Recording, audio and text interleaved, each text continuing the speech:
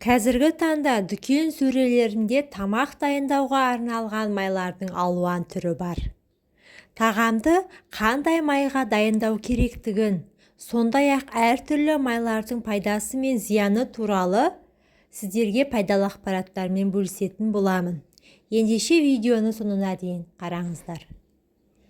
Тағамды дайындау үшін қай майды қолданатыныңыз майдың түріне және тамақты пісіру әдісіне тікелей байланысты. Мысалы, мынандай жалпы нұсқаулар бар. Қуыру, қыздырып пісіру үшін тазартылған өсімдік майы, күнбағыс, жүгері, соя, кокос майы немесе зәйтүн майы сияқты жоғары қайнау температурасындағы майларды қолданған дұрыс.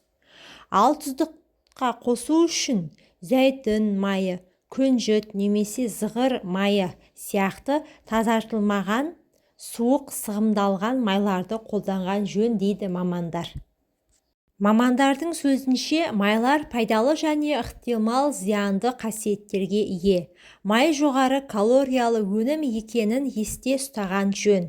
Майдың калория мөлшері оның құрамындағы сүт майының пайызына байланысты. 650-ден 800 калория 100 граммға дейін болуы мүмкін. Әртүрлі өсімдік майларының калория мөлшері шамамен 900 калория 100 граммға тең. Кез келген май бұл әр адамға қажет майлардың көзі. Күнжіт, кокос, соя майы антисептикалық қасиеттері бар қаныққан май қышқылдарына бай. Саңырауқұлақтар мен патогенді микрофлораның өсуін тежеуге көмектеседі.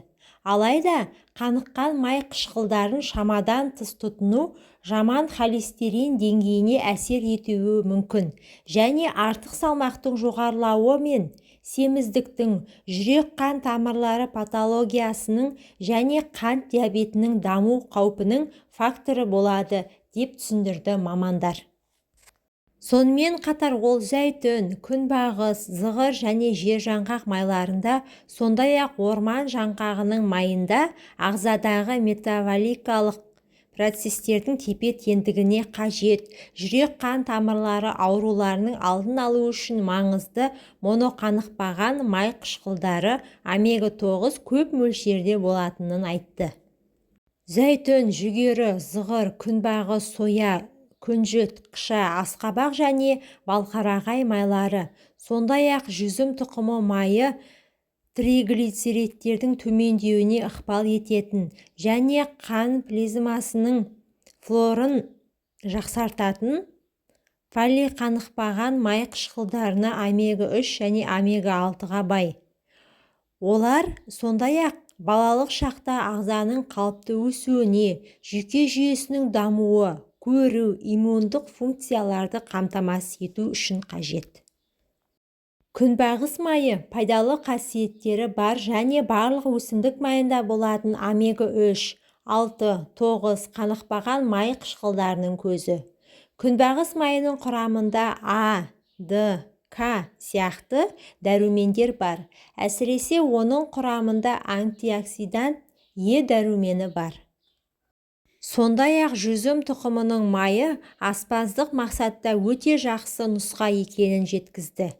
Оның бейтарап дәмі, антиоксиданттары мен полиқанықпаған май қышқылдары жоғары. Бұл оны жүрек-қан тамырларының саулығына пайдалы етеді. Назарларыңызға рахмет, пайдаларыңызға жарасын. Менің каналыма тіркеліп, видеоға лайк басып кетуді ұмытпаңыздар.